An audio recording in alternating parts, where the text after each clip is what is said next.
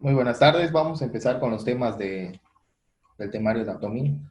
En este caso vamos a ver la patología del estómago tipo 3.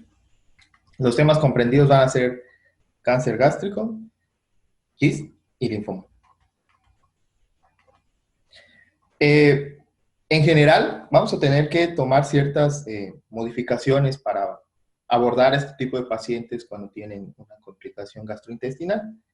En este caso, los pacientes habitualmente van a requerir una tomografía y por ende hay que tener siempre listo un protocolo establecido para preparar al paciente, para dejarlo listo, para tener una adecuada valoración de lo que es el contenido gastrointestinal y tomando en cuenta tres aspectos principales, de los cuales la distensión abdominal es uno de los primeros, siguiendo luego con eh, un adecuado caudal de medio de contraste y mientras mayor número de cortes tenga la tomografía, mejor resolución espacial va a tener y con ello vamos a mejorar.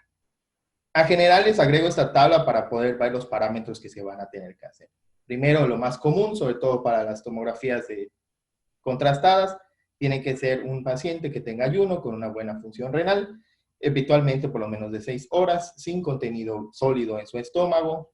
Se va a requerir para la distensión abdominal contenido de contraste neutro o negativo. Entre ellos, por ejemplo, el agua en un contenido entre 1 litro a 1.5 litros que se va a ir dando antes de la realización del estudio. También hay que tomar ciertas características en cuanto a la adquisición, cortes finos, no mayores a 1.5 milímetros, y además vamos a tener que agregar ciertas reconstrucciones multiplanares en todos los ejes, axial, coronal y sagital, que no deben superar los 4 milímetros. En cuanto al contraste, tiene que ser un contraste yodado, de preferencia de alta atenuación, 300, 360 unidades de yodo, y en un caudal rápido, habitualmente se necesita que sean 4 mililitros por segundo y tomando 2 puntos del timing importante para adquirir dos series. Mínimo la arterial y la portal o venosa tardía, que va a estar comprendido entre los 30 a los 60 segundos. ¿Por qué tiene importancia esto? Porque conforme vaya adquiriendo el contraste, el paciente va a tener ciertos comportamientos, la mucosa gástrica, que nos va a ayudar a diferenciar y, por ende, tener un mejor acercamiento a lo que es la patología. En este caso, tenemos dos ejemplos de la tomografía en fase contrastada. Es una magnificación en corte axial.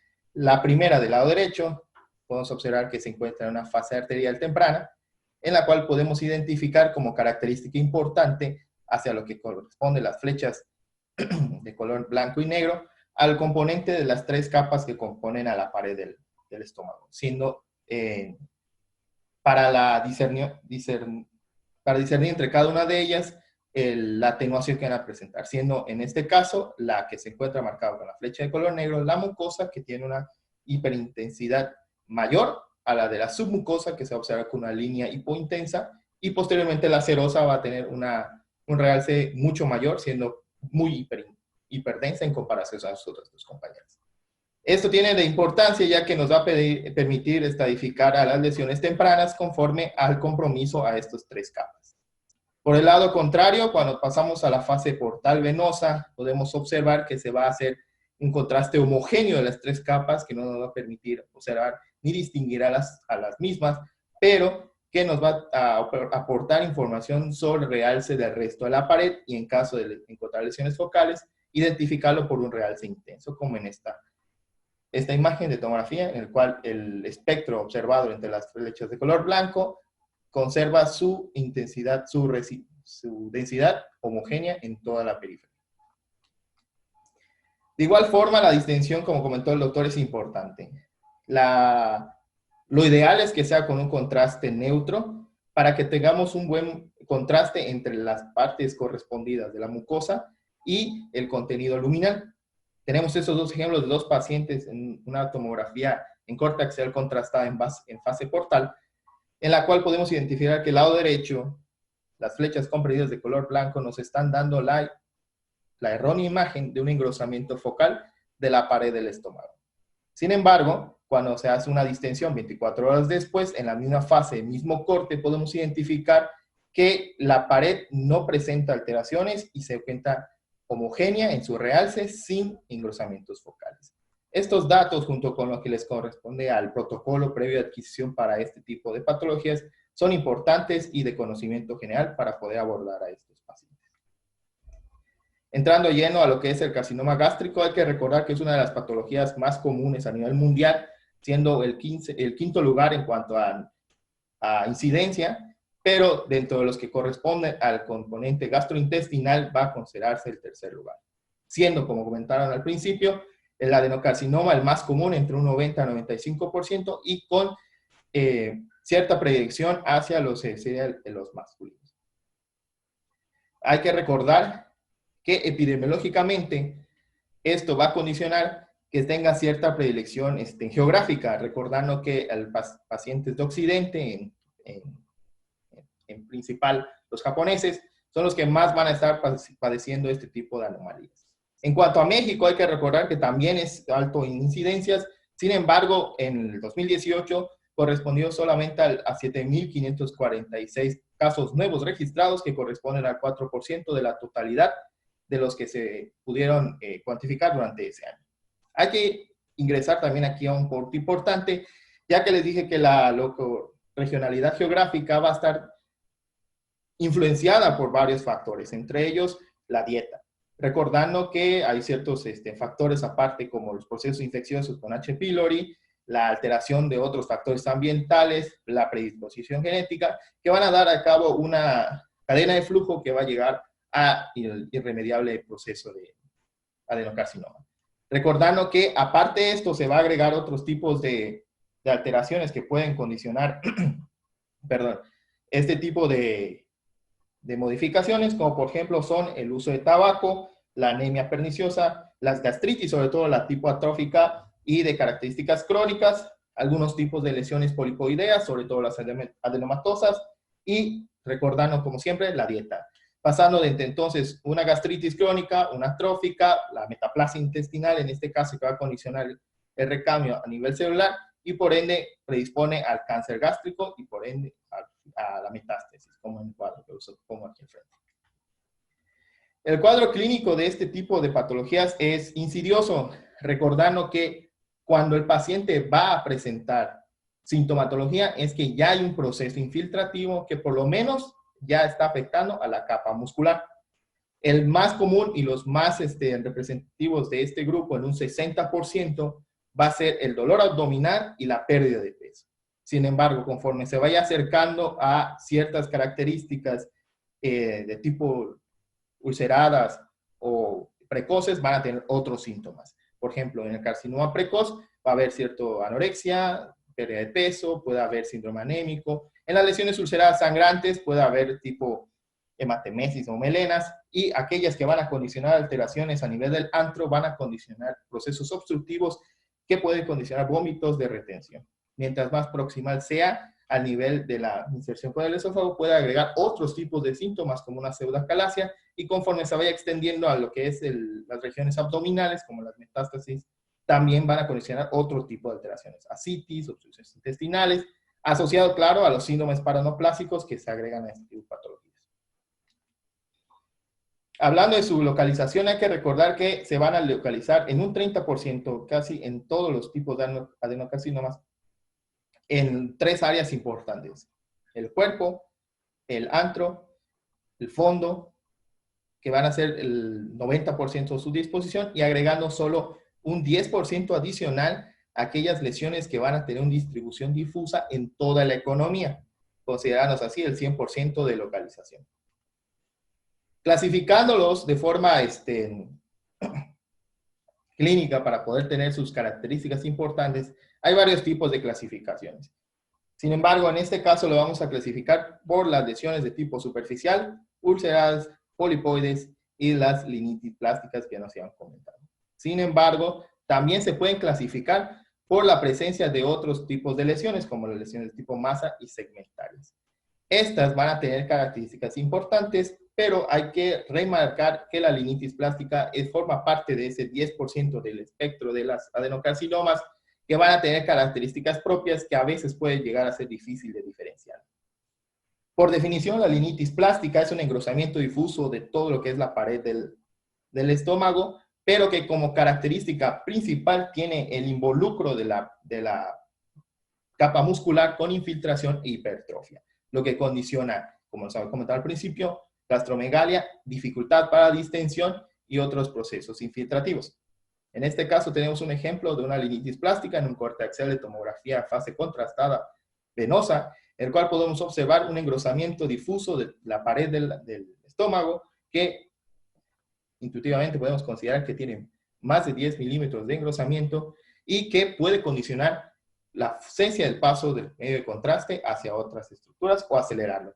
En este caso, como hallazgos adicionales, tenemos otra serie de imágenes en serie gastroduodenal, en el cual podemos observar que se encuentra una ausencia focal de distensabilidad del estómago que permite el paso del medio de contraste, pero con pérdida de sus patrones rugales normales, ¿no? De lo que serían sus pliegues internos. Sin embargo, permite el paso del medio de contraste hacia las demás estructuras intestinales.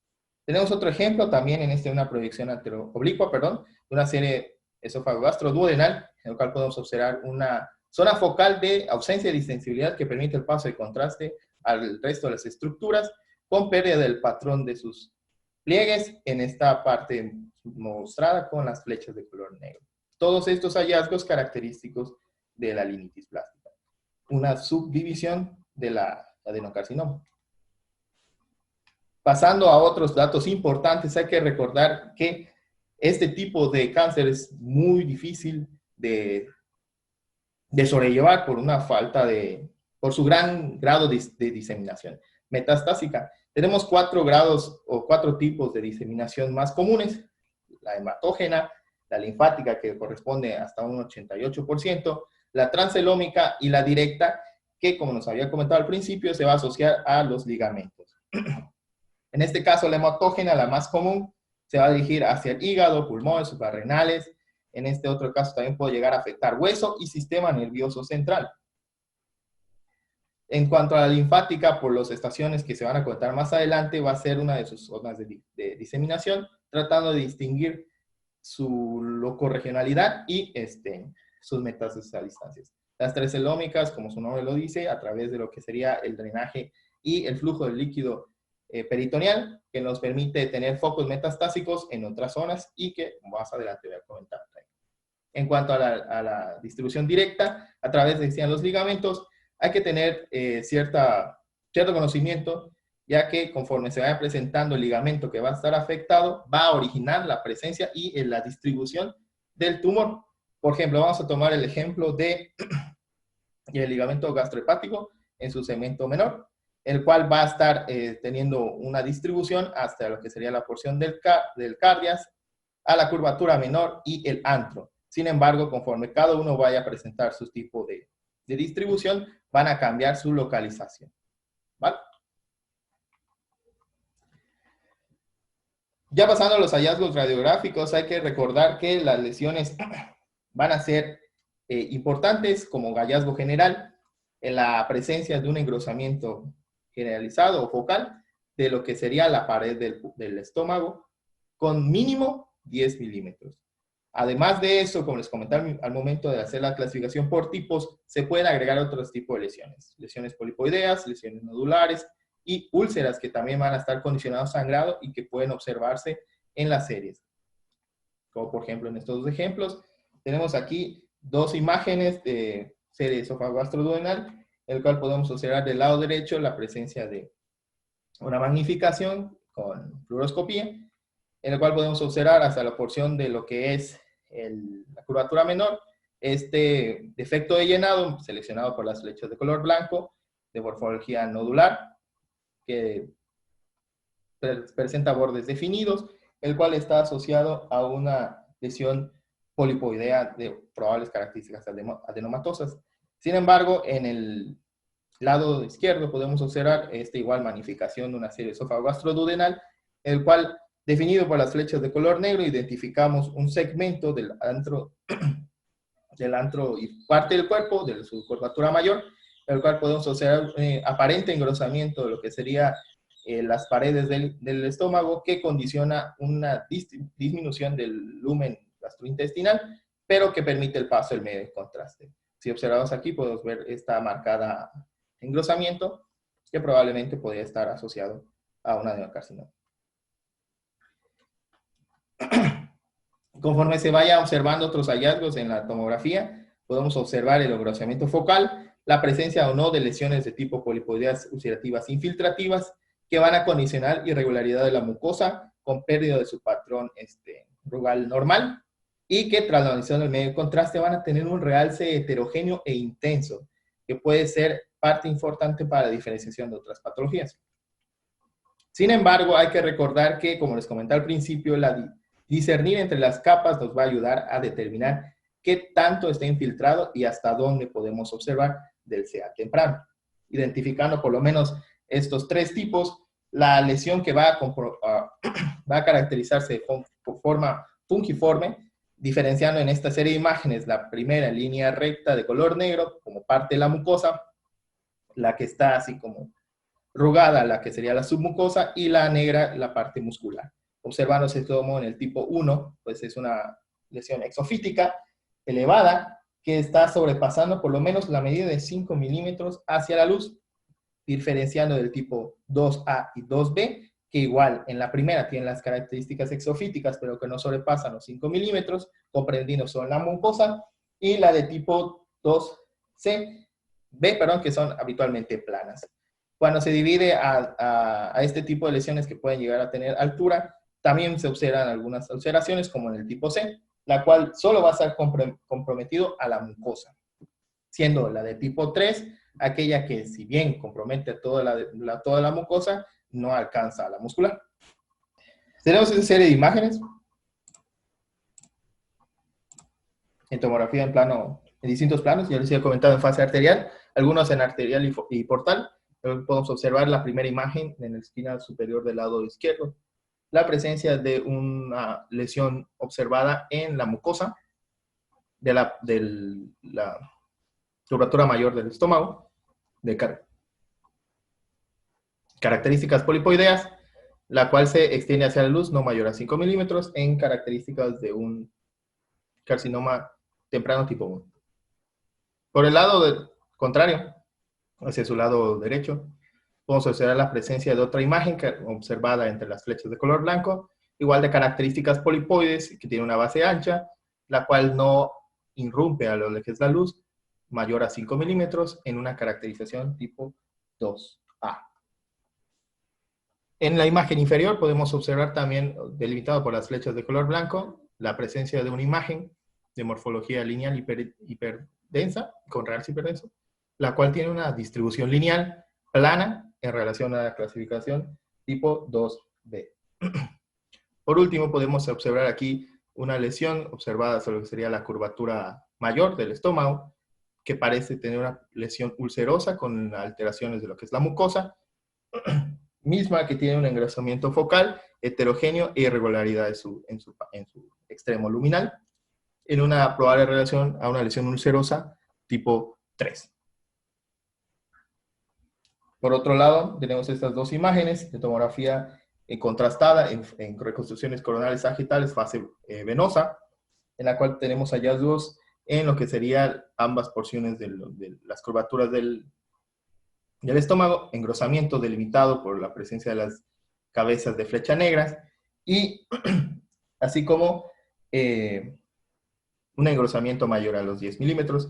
La flecha de color blanca nos permite delimitar como adyacente lo que sería la grasa perigástrica y hacia lo que sería la arteria gástrica izquierda se observa un engrosamiento y estriación de la grasa adyacente, ¿no?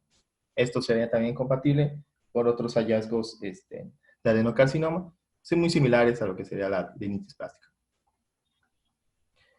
En cuanto a la estadificación, ya pasando más a lo que correspondería a la tomografía más específica, tenemos que, recordando la distribución y cómo se observa la mucosa, submucosa, la muscular propia y la subserosa, las clasificaciones le van a dar las distintas T en base al compromiso, muy similar a lo que les comenté al principio en cuanto al cáncer temprano.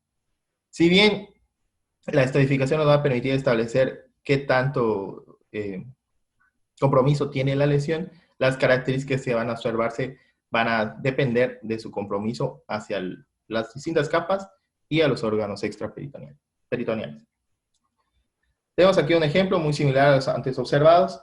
Una lesión clasificada como tipo 1A, aquella que se observa hacia la porción anterior de lo que sería la pared del tórax, del estómago, de morfología polipoidea, que tiene un realce definido y que comprende hacia la luz.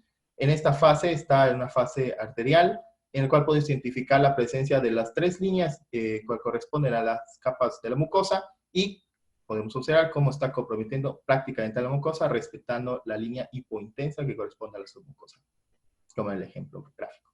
Esto clasificado en una adenocarcinoma tipo 1A. En el tipo B podemos ver cómo en las fases arteriales se compromete ya la línea de la submucosa, como en este otro ejemplo de su lado derecho, en el cual hacia el mismo aspecto anterior de la pared del estómago, identificamos esta imagen de tipo polifoidea intraluminal, la cual tiene una pérdida de la interfase con la línea hipointensa que corresponde a la submucosa en una clasificación tipo 1B.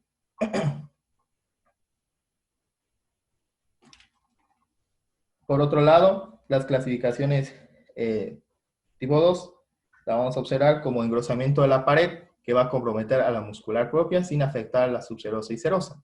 Aquí podemos observar en este corte axial magnificado en la tomografía en fase contrastada arterial la presencia de un engrosamiento focal de la pared del estómago hacia su porción antral, la cual presenta un realce heterogéneo y que está respetando todavía la porción de la serosa, ¿no? Todavía la grasa adyacente está conservada. Esto para condicionar un tumor tipo T2. Las características del tipo T3 van a ser un engrosamiento de la pared gástrica que puede infiltrar a los tejidos, que no infiltra todavía a los tejidos adyacentes a pesar de que ya está comprometida la serosa. Aquí tenemos una imagen representativa en una tomografía en una reconstrucción coronal con medio de contraste en fase arterial, identificando hacia la porción de la curvatura mayor del estómago la presencia de un engrosamiento difuso heterogéneo que ya compromete a las tres capas, como podemos observar aquí, las tres líneas de capa comprometida, y que ya hay una discreta pérdida de lo que sería la interfase con la serosa en lo que correspondería al tumor tipo T3. El T4 lo vamos a clasificar como aquel tumor que va a estar afectando las tres capas de la pared del estómago, pero que va a tener como característica la lesión que atraviesa la serosa sin comprometer a las estructuras abdominales internas.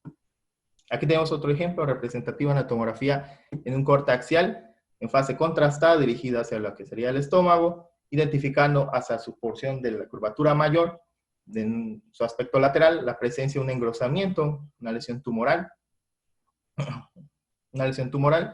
de realce heterogéneo irregular hacia la luz, que compromete, como podemos observar aquí en la cabeza de flecha blanca, las tres capas y ya tiene disrupción de lo que sería la capa serosa, observándose en la flecha de punta blanca, la alteración de la grasa,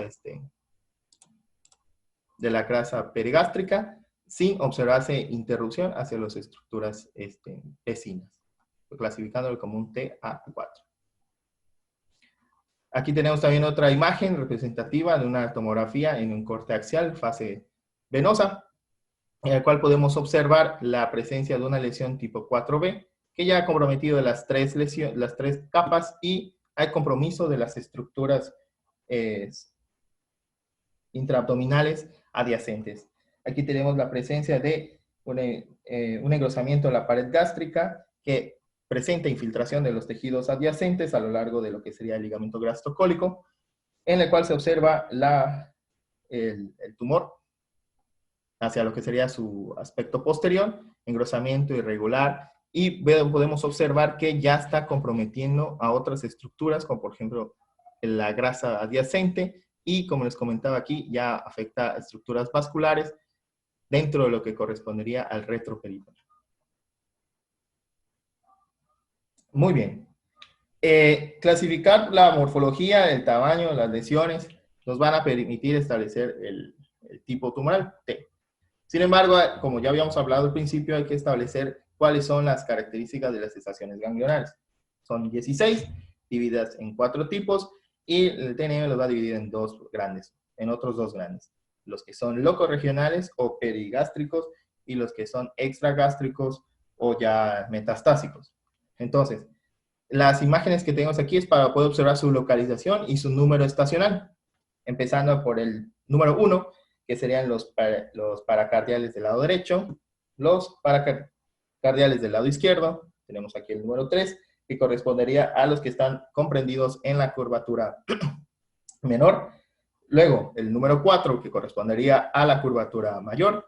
Pasamos al número 5, que correspondería a aquellos que son suprapilóricos. Luego, el 6, infrapilóricos. 7, lo de la arteria gástrica. 8, pasamos a la arteria hepática común. 9, con los que corresponderían a la arteria celíaca. El hilio esplénico correspondido por el número 10.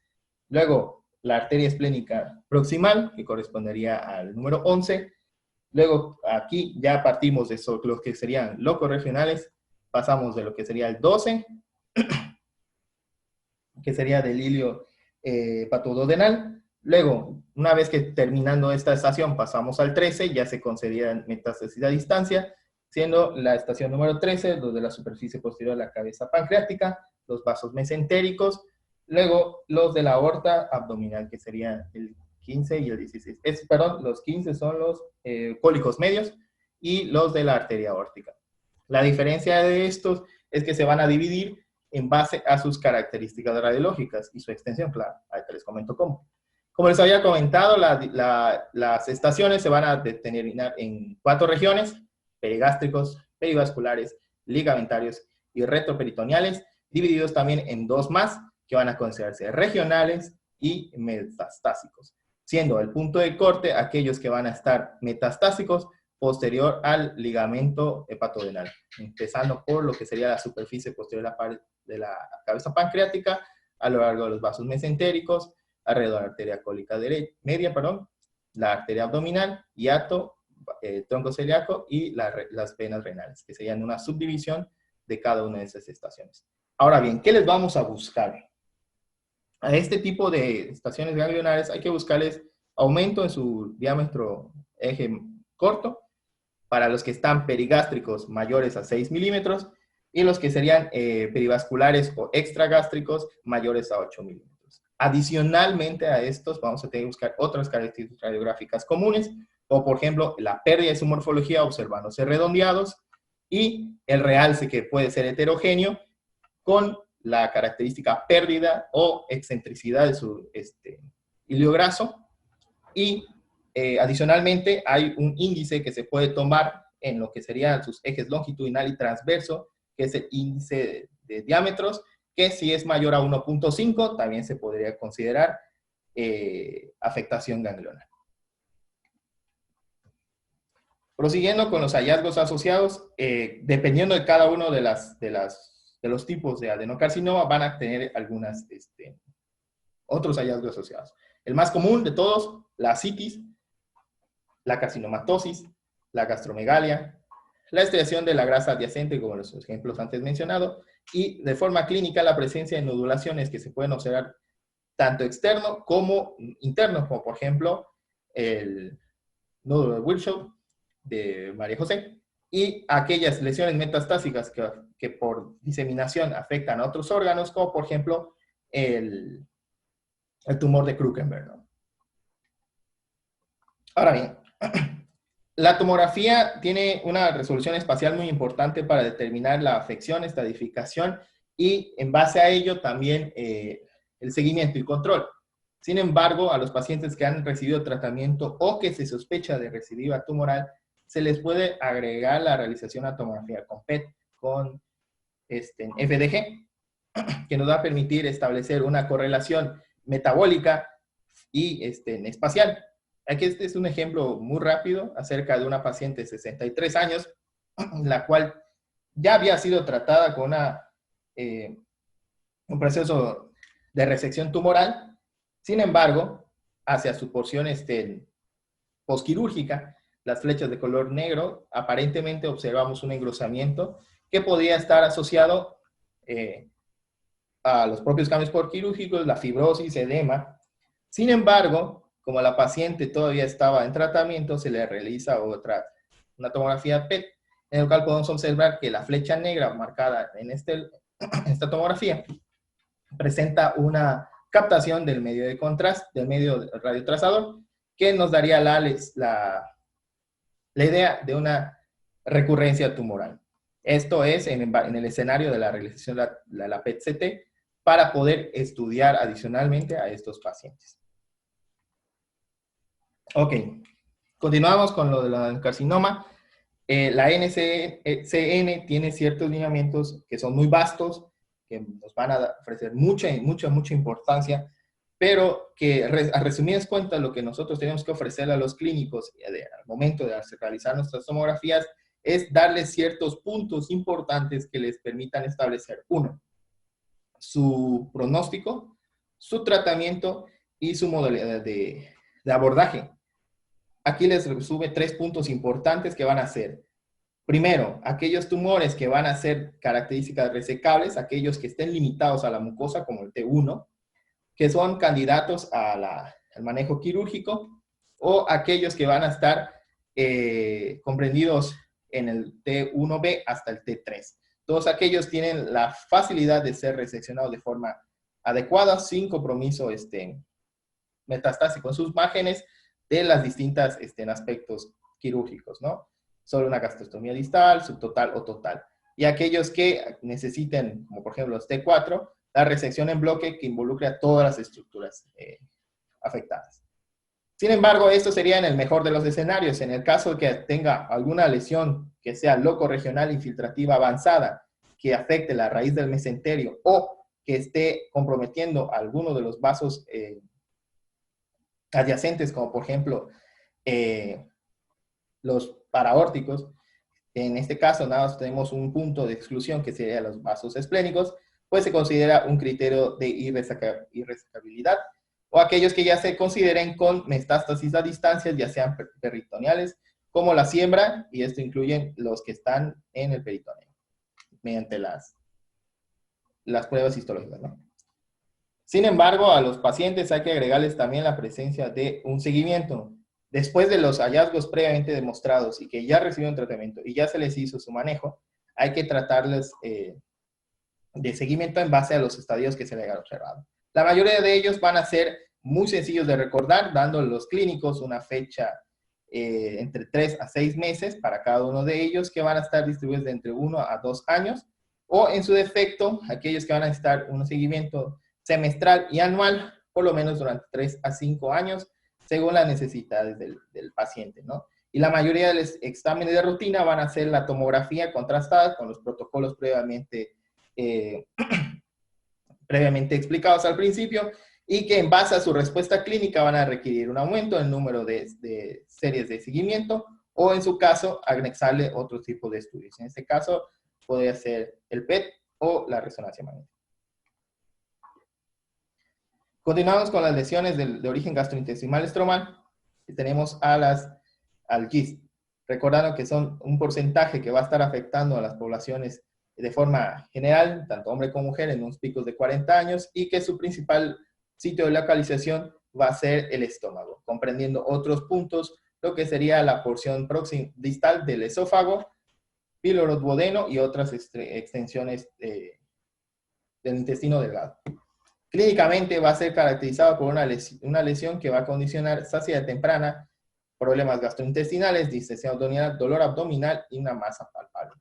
A diferencia de lo que habíamos observado con el adenocarcinoma, el GIST tiene como componente principal la lesión de la mucosa, de la muscular, que es una de sus características importantes.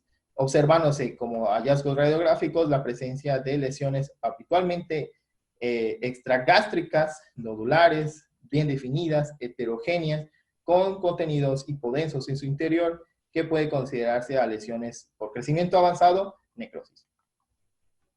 Algunas de las otras enfermedades que van a estar asociadas a este tipo de enfermedades va a ser la neurofibromatosis tipo 1, que es uno de los que van a ser uno de los factores de riesgo principales, y aquellos que son de origen hereditario. Todos estos también pueden presentarse en la teoría de Carney, que van a ser un cordoma pulmonar, GIST o un paraganglioma extrarenal, que van a estar presentes en algún porcentaje de los pacientes que presentan esta patología. En cuanto a los hallazgos por estudios de radiografía, la serie esófago-gastroduodenal, van a observarse como lesiones que puedan comprometer un defecto de llenado, como en esta imagen. Aquí tenemos una proyección oblicua de una serie esófago-gastroduodenal que presenta doble contraste, identificando hacia su curvatura mayor y la porción del cuerpo una presencia de una lesión nodular, definida, hiporradiopaca, que se delimita de forma adecuada sobre los pliegues del estómago. Dicha lesión permite el adecuado paso del medio de contraste hacia las estructuras adyacentes. Por otro lado, tenemos aquí otro ejemplo. Esta es otra magnificación de la lesión anterior, en un plano oblicuo, lateral, que podemos observar cómo sus márgenes son bien definidos, pero que está nodular y con cierta heterogeneidad en su interior. La lesión, al localizarse en su cuerpo y porción de la curvatura mayor, pues no compromete ni condiciona obstrucción, pero va a condicionar desplazamiento de las estructuras adyacentes. En cuanto a los hallazgos por tomografía, como les comenté al principio, son lesiones nodulares tipo masa, heterogéneas, que se extienden fuera de la pared de lo que es la pared gástrica, que comprometen a su muscular, grandes, definidas, heterogéneas, de predominio hipotenso, con zonas de menor densidad en su interior, que consideraría a la necrosis central por el gran grado de crecimiento que presentan. Algunas pueden asociarse a úlceras, sangrado y calcificaciones. El realce siempre va a ser, en la mayoría de estas lesiones, periférico. Como en este ejemplo, en una tomografía de abdomen, cortaxial, con contraste oral e intravenoso en fase venosa, podemos observar de forma extragástrica la presencia de lesión nodular definida, heterogénea de predominio hipodenso, la cual tiene un realce heterogéneo con zonas de menor densidad en su interior en relación a una lesión tipo GIST. Aquí tenemos otros dos ejemplos. Podemos identificar estas dos imágenes, una en cortaxial y reconstrucciones sagitales en fase contrastada arterial, el cual podemos identificar hacia el aspecto anterior de lo que sería el estómago, hacia lo que sería la curvatura, hacia su porción anterior, la presencia de esta lesión nodular definida, grande, heterogénea, de predominio hipodenso, la cual tiene un realce periférico que condiciona desplazamiento y compresión de lo que es el estómago hacia posterior y las estructuras vecinas. Esto estaría en relación a una lesión de GIST extragástrico. La resonancia magnética también nos puede ofrecer ayuda en este tipo de lesiones. Aquí tenemos una serie de lesiones en distintas secuencias. La primera en una secuencia T1, T2, y por último una secuencia en T1 con contraste, en el cual podemos identificar cómo las lesiones son igual extragástricas, heterogéneas, con presencia de zonas de caída en la señal, que están bien definidas y se encuentran extragástricas. Las lesiones podemos observar cómo tienen componentes heterogéneos y que transición al medio contraste con gadolíneo, pues sí llega a presentar un realce homogéneo e intenso, a diferencia de la resonancia magnética, de la tomografía.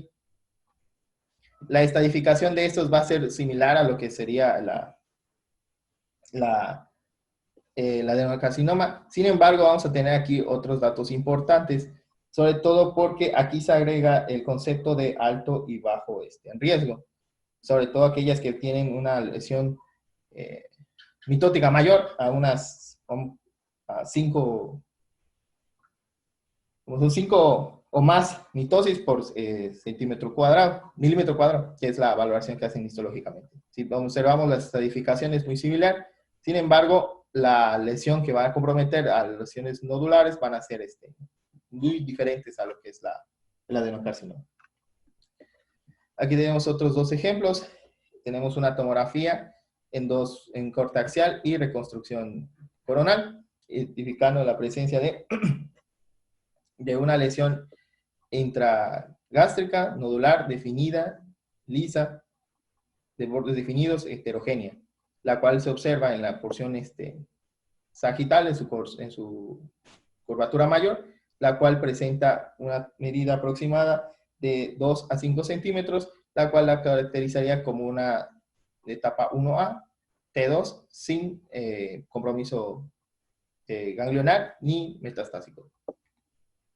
Aquí tenemos otro ejemplo de una etapa 1B, en el cual podemos observar una lesión intraluminal gástrico con una medida de características similares a las descritas previamente, con medida de mayor a 7 milímetros, que correspondería a este caso a un estadio 1B, observándose una clasificación T3, sin lesiones nodulares ni metastásicas. Otro ejemplo, ya en una etapa 2, con componente 4, en el cual podemos observar una lesión de gran tamaño intraluminal que surge hacia su porción del antro gástrico, una medida promedio mayor a 10 centímetros, que presenta ausencia de lesiones metastásicas, podemos ver cómo está conservado, sin compromiso del grasa adyacente, ni metástasis correspondiendo a una etapa tipo 2.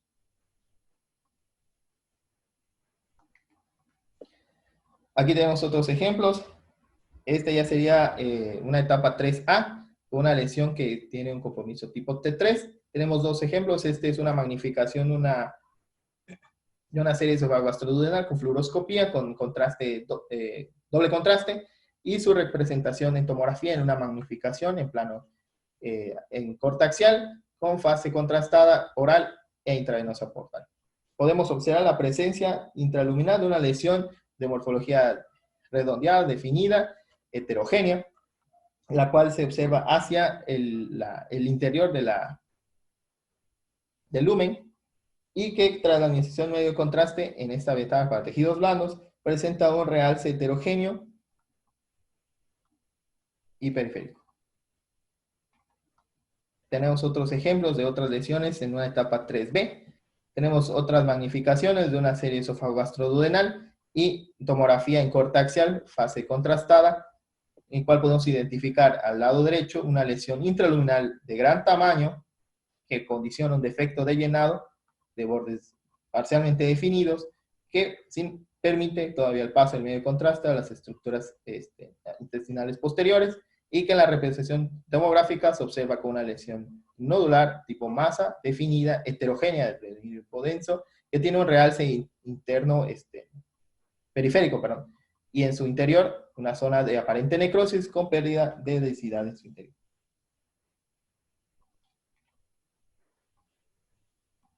En este caso tenemos otro ejemplo, una tomografía y una serie esófago-gastroduodenal en etapa 4, T3, sin lesiones ganglionares con metástasis.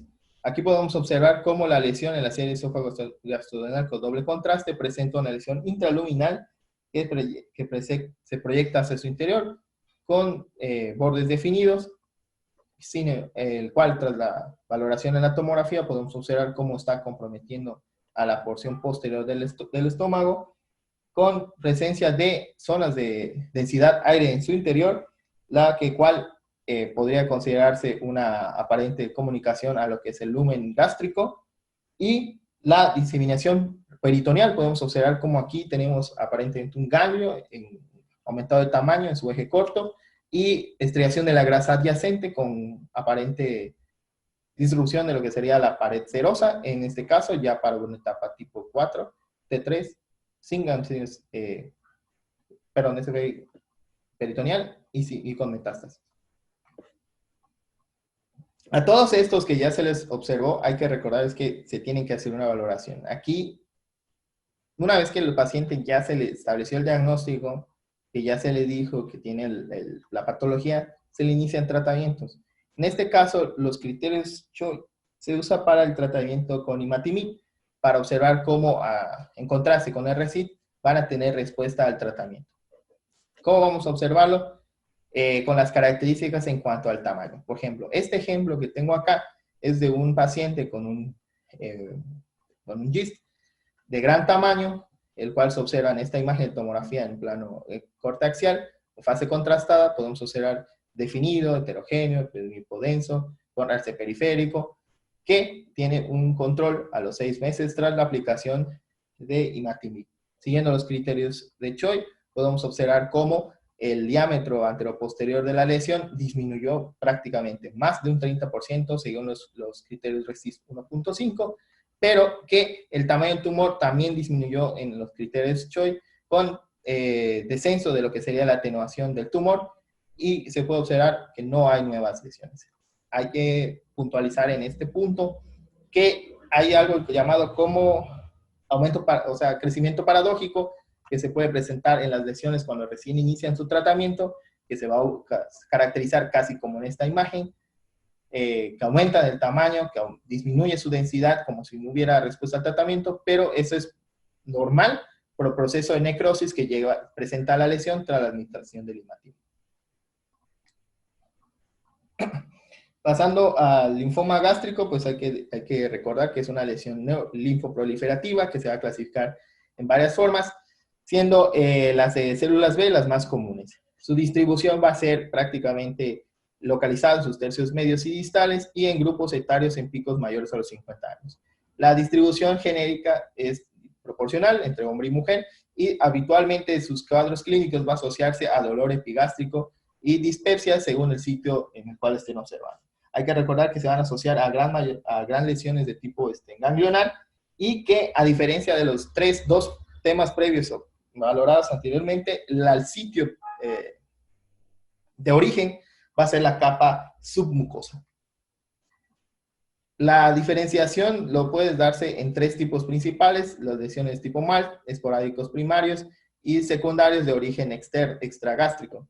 Aquí lo importante sería tratar de observar las características y su origen. Por ejemplo, en el grado MALT de bajo grado se ha presentado un 60% y tiene asociaciones a otras patologías, como por ejemplo el H. pylori, y va a estar localizado en una forma marginal. El tipo esporádico primario, que es el comentado, que es el más común, el linfoma de No-Hodgkin de células B, y el linfoma sistémico de alto grado y que puede presentar compromiso externo. En cuanto a los hallazgos por radiografía, se van a observar como lesiones que van a condicionar el engrosamiento de la pared del estómago, pero que, a diferencia del adenocarcinoma, su realce, su grosor va a ser menor y no va a superar los 10 milímetros. Aquí tenemos un ejemplo de una serie de esófago gastroduodenal en fluoroscopía, en el cual se observa una lesión grande, cavitada,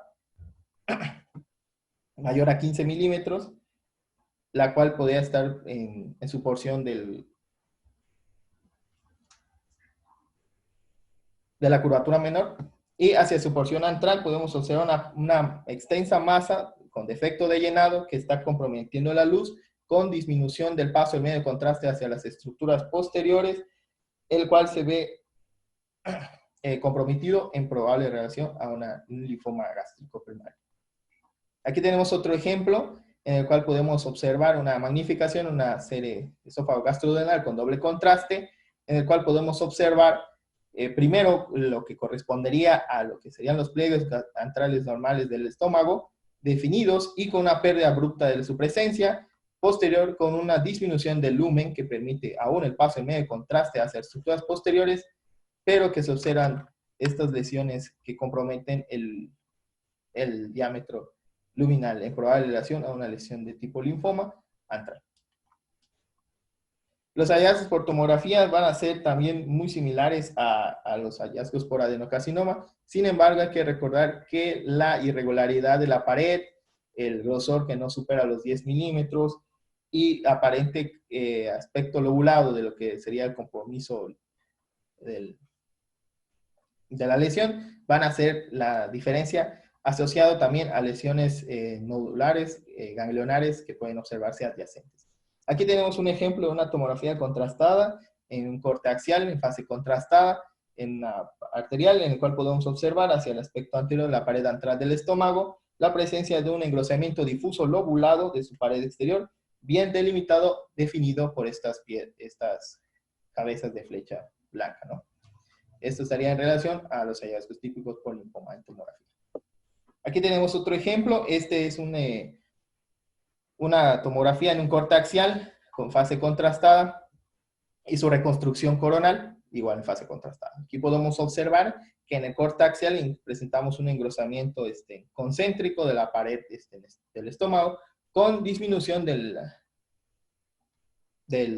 lumen y podemos identificar cómo el realce que está presentando esta lesión, pues aparentemente es homogéneo.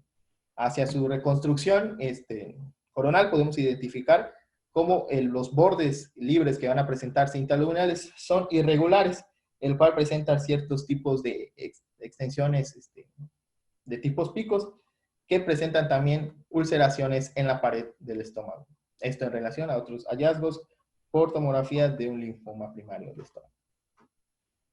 Ejemplos adicionales, en estos son dos tomografías en fase simple, contrastada, perdón, reconstrucciones arteriales y venosas portales, cual podemos observar hacia la porción del estómago en su curvatura menor y antro, engrosamientos difusos de la pared del estómago, las cuales tienen proyecciones intraluminales y ulceradas, las cuales se pueden observar que tienen un realce discretamente homogéneo en la administración de medio de contraste, y que presentan estas nodulaciones ulcerosas y irregularidades en la pared con un engrosamiento focal segmentario que es característico del linfoma.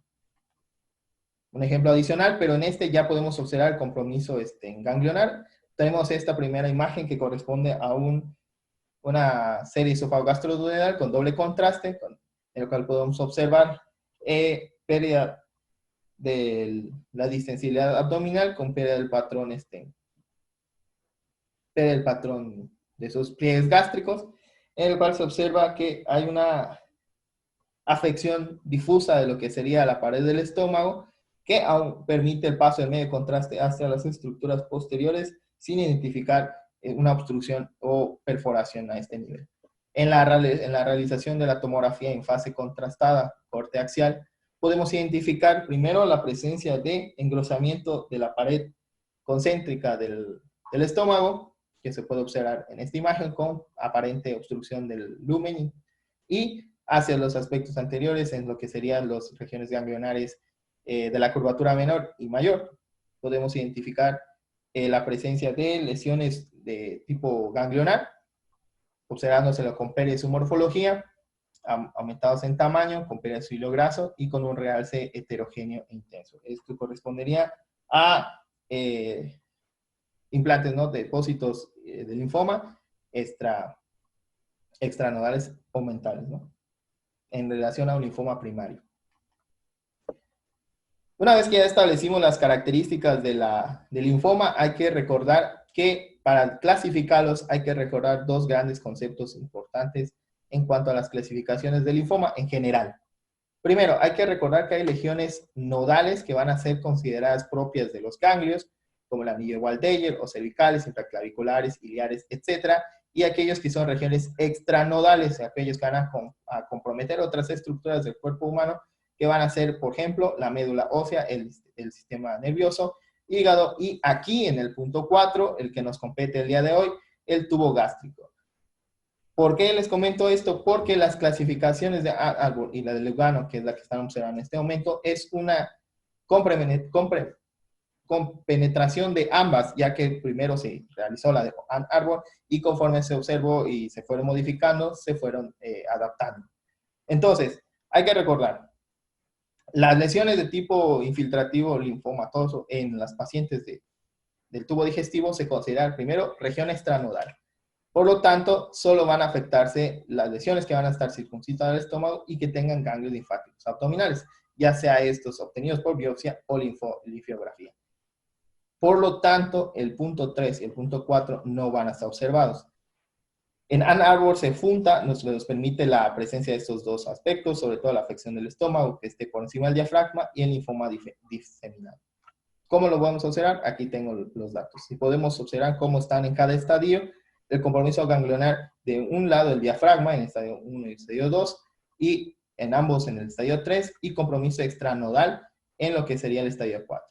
La clasificación de Lugano nos afecta esta extensión extranodal, como les decía al principio, que solo va a afectar una sola lesión y que van a presentar ganglios en 1 o 2 líneas con compromiso continuo, y que habitualmente no van a tener los aspectos comprendidos en la clase 3 o 4. La clasificación de Arbor sí lo tiene y por ende se puede agregar para clasificar. Lo importante en estos casos es describirle al clínico dónde están, cuáles son sus características, cuál es su diámetro en su eje mayor, su eje corto, y dónde están distribuidos para que al final el clínico, con la descripción que nosotros le ofrezcamos, podamos, él pueda tomar la clasificación que le sea de mayor utilidad. Recordando que para pues, la vieja escuela, Ann Arbor y los más actuales Lugano.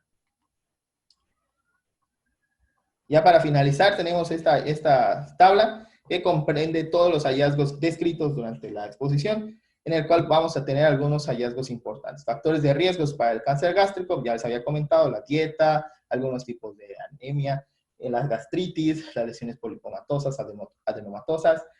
Recordando la distribución en localización, 30% en cada una de las porciones antro, cuerpo y fondo. El sitio de origen, mucosa, con hallazgos claves como engrosamiento focal y difuso en la pared, que se puede asociar a una lesión polipoide o ulcerosa mayor a 10 milímetros, con un intenso y homogéneo realce. Perdón, este es heterogéneo. El GIST, neurofibromatosis tipo 1 y que sea varón, con un compromiso mayor en lo que sería el estómago, entre un 40 al 70%, seguido del esófago y peritoneo, recordando que afecta las capas de origen de tipo muscular, grandes lesiones exofíticas extragástricas, sólidas y heterogéneas y con realce periférico. Linfoma, en general, pues las líneas hereditarias, que va a comprometer principalmente la mucosa gástrica, cuerpo y fondo de origen segmentario, con engrosamiento en el nivel de la submucosa, no mayor a 10 milímetros, que se va a asociar también a gran compromiso nodal, y que tras la administración media de contraste puede tener un realce homogéneo similar a las paredes del estómago. De mi parte, sería todo. Muy bien, Isa. Gracias. La verdad es que buena clase. Nada más para concluir, la verdad es que sí me quedo con el cuadro que pusiste al final. ¿Ok? Siempre recordar el origen o la principal afección de cada una de estas tres patologías, ¿no? Ya sea el adeno, que sea de la mucosa, el linfoma, que sea de la submucosa, o el GIST, que sea de la muscular propia, ¿no? Como vimos a lo largo de la exposición y como comentamos al inicio, el engrosamiento marcado de o el engrosamiento que podamos encontrar también nos puede orientar a esta patología.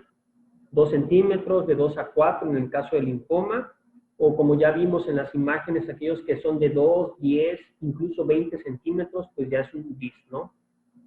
En el caso de un reforzamiento, como bien habías dicho, generalmente el adeno es un reforzamiento intenso y heterogéneo, mientras que en el linfoma es un realce leve, ¿no? Y en el GIST es un realce leve, pero no es un realce leve homogéneo como en el linfoma, sino es un realce leve heterogéneo, ¿no? Recordar las vías de diseminación, eso nos va a dar una pauta muy puntual para orientarnos más acerca de qué patología nos vamos a encontrar, ¿no? Porque en muchas de las ocasiones, como ya vimos, la clínica es insidiosa, ¿no? No es una clínica muy específica. Y el primer estudio que le hacen, la gran mayoría de las veces no es una endoscopía, no es una tomografía. Entonces somos el primer acercamiento para ese diagnóstico. Entonces siempre tenemos que tomar en cuenta estas tres patologías. Obviamente por mucho, como vimos al inicio, 90-95% de los casos va a ser un adenocarcinoma, ¿no? Entonces, siempre recordar la diseminación, ¿no? Recordar que en el caso del adenocarcinoma, la diseminación por contigüidad, la diseminación ganglionar y sobre todo la diseminación transelómica, si damos implantes peritoneales, si vemos que tiene líquido asociado a esto, o ascitis, pues vamos a pensar más en un adenocarcinoma que en el resto de las cosas, ¿no? Recordar también que este tipo de ascitis en el caso de los adenocarcinomas es una ascitis de tipo hemorrágica.